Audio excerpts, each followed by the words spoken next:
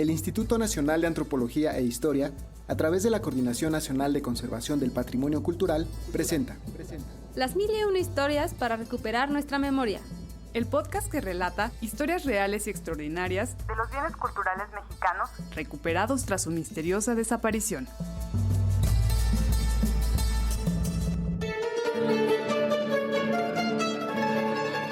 El episodio de hoy nos lleva a Xochimilco, un poblado mexicano en el estado de Puebla. Ahí, en un exconvento, fue robada una tabla con relieve de 200 kilos que llegó de contrabando a Estados Unidos. Si esta pieza pudiera hablar, ¿qué nos contaría?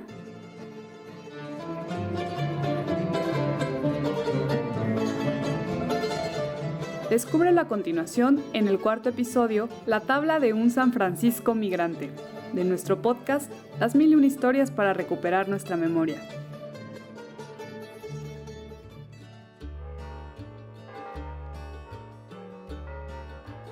En las faldas del volcán Popocatépetl hay un exconvento franciscano fundado en el siglo XVI, con el nombre de la Asunción de Nuestra Señora. Aun cuando su atrio está rodeado por una muralla que le hace parecer una fortaleza, unos ladrones entraron y sustrajeron una tabla con relieve de una de sus capillas, en el año 2001.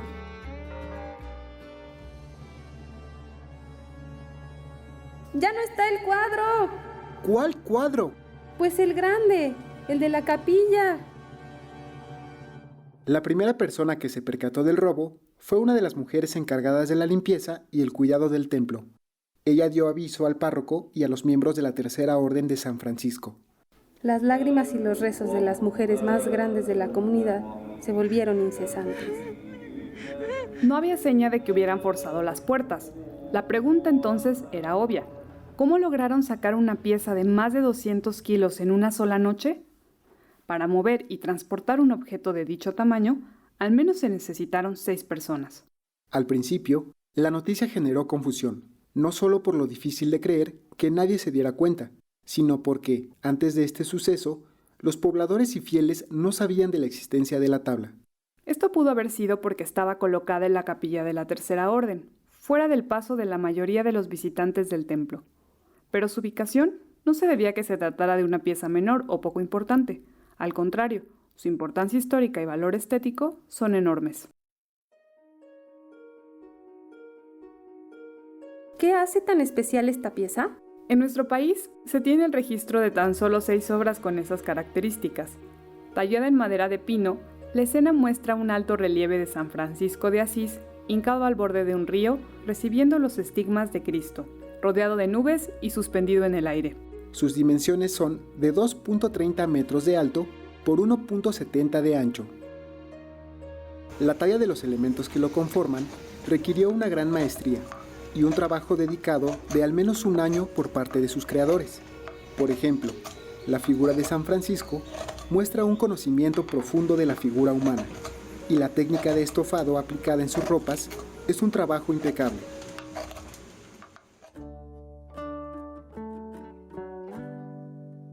Hay rasgos del entorno natural de Xochimilco retratados en la obra. Pencas de maguey, helechos, quiotes y encinos, así como el río o la cascada fluyendo del deshielo del volcán. Existe la hipótesis de que esta pieza en realidad es un elemento de lo que fue un gran retablo que cubría todo el frente del altar principal de la iglesia. Esta idea se apoya en el fragmento restante de un Dios Padre que se encuentra en la parte superior del altar.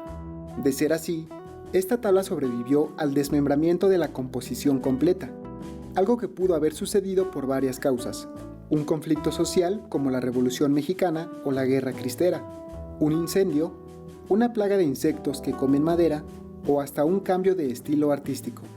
Lo que sí sabemos es que este fragmento elaborado a principios del siglo XVII sobrevivió a un robo. Luego de la noticia del hurto y el revuelo que le siguió, el asunto cayó en el silencio.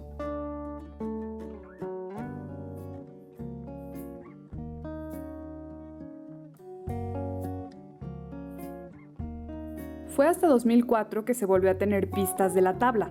La Interpol encontró la pieza a la venta en una galería de Santa Fe, Nuevo México, subastada en $250,000, poco más de 2,5 millones de pesos. ¡Ja! Más difícil de imaginar a 6 personas sustrayendo la enorme tabla sin que nadie la notara es suponer cómo atravesó la frontera sin ser vista. El siguiente paso consistió en comprobar que se trataba de la pieza robada.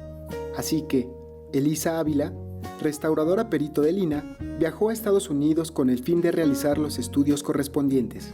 Aunque los ladrones habían realizado repintes, injertos y eliminación de algunas zonas de pintura de la tabla, la especialista pudo identificar la pieza de Xochimilco gracias al registro en fotografías, negativos y fichas de catálogo. En septiembre de ese año, la obra fue repatriada a México y, como un gesto de buena voluntad, el gobierno de Estados Unidos pagó su traslado. La restauración integral de la pieza inició al mes siguiente. Las labores estuvieron a cargo de la Coordinación Nacional de Conservación del Patrimonio Cultural del INAH. En esta misión participaron las restauradoras María Eugenia Marín y María del Carmen Castro, de la mano de un equipo de especialistas en química, historia, carpintería y biología. Dado el tamaño de la pieza y el deterioro de su soporte, era muy importante estabilizarla, de modo que colocaron travesaños para reforzar las partes inferior y superior de la tabla. La labor y la maestría del carpintero Antonio Martínez fueron muy importantes en este proceso. Otro factor, diminuto pero poderoso, amenazaba a la pieza, una plaga de larvas que se comen la madera. Por ello, fue necesario fumigarla. En esta labor participó el biólogo Pablo Torres, quien además identificó el tipo de madera con la que fue hecha y propuso la hipótesis acerca de que los elementos naturales hacen referencia al paisaje de Xochimilco. La química Gloria Vera, a través de una estratigrafía, ayudó a observar detalladamente las distintas capas pictóricas de la pieza. Así, las restauradoras identificaron dónde se realizaron los repintes para después eliminarlos. Luego, fijaron la capa pictórica que estaba a punto de desprenderse. Paralelamente, se hizo la identificación iconográfica e histórica de la pieza. Después de un largo periodo de ausencia, San Francisco estaba listo para volver a Xochimilco, a su casa.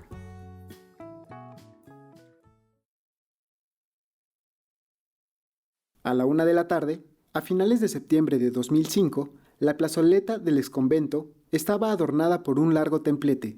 Los barrios se encargaron de preparar los frijoles, el arroz y, por supuesto, el mole poblano y las tortillas hechas a mano. A unos metros, la banda agraristas se comía las uñas por hacer sonar los tambores, el acordeón y dar inicio al recibimiento. En un embalaje impecable llegó la tabla. Los cantos y los vítores de la comunidad no se hicieron esperar.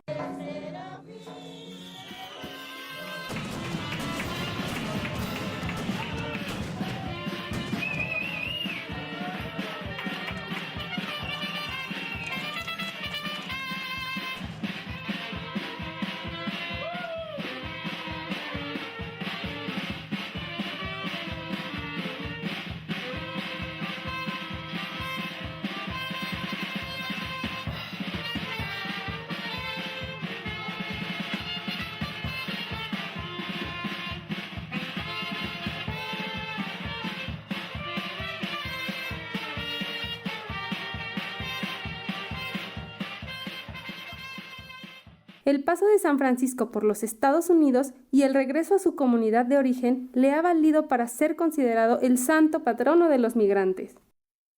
Y ahora, de vuelta a su lugar de origen, ¿de cuántas historias más será testigo?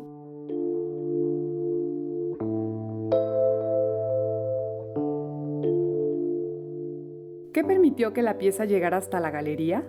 De acuerdo con un reconocido periódico, el entonces Procurador General de la República dijo: «Solo contrabandistas profesionales, coludidos con gente que ocupa altos cargos de autoridad, pudieron robar, trasladar a Estados Unidos, restaurar y ofrecer en venta por internet un retablo que pesa 200 kilos». La cuestión de cómo los ladrones lograron atravesar la frontera y el retablo llegó hasta la galería donde iba a ser vendido es difícil de reconstruir.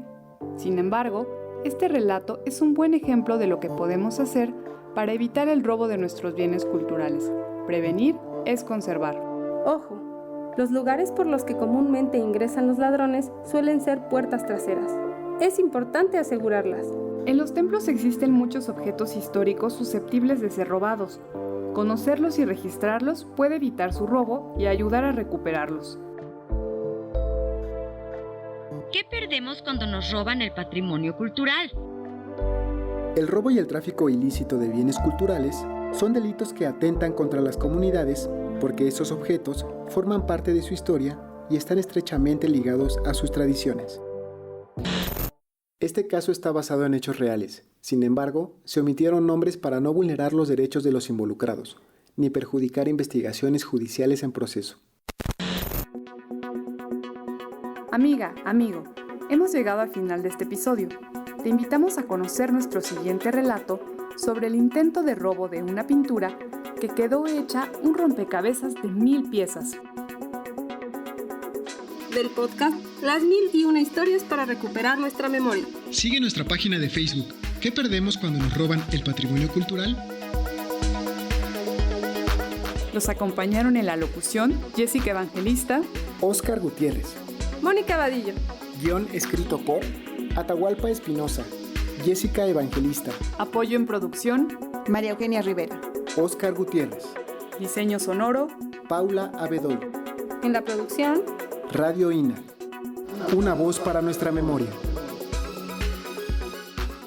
Esta es una producción realizada por el Instituto Nacional de Antropología e Historia, a través de la Coordinación Nacional de Conservación del Patrimonio Cultural, en el marco del Programa de Manejo de Riesgos para la Conservación Preventiva y la Prevención del Tráfico Ilícito de Bienes Culturales, con el financiamiento del Buró de Asuntos Educativos y Culturales del Departamento de Estado de Estados Unidos, por medio de la Embajada de Estados Unidos de América en México. Las 1001 historias para recuperar nuestra memoria. Una invitación a reflexionar. ¿Qué perdemos cuando nos roban el patrimonio cultural? Instituto Nacional de Antropología e Historia. Secretaría de Cultura.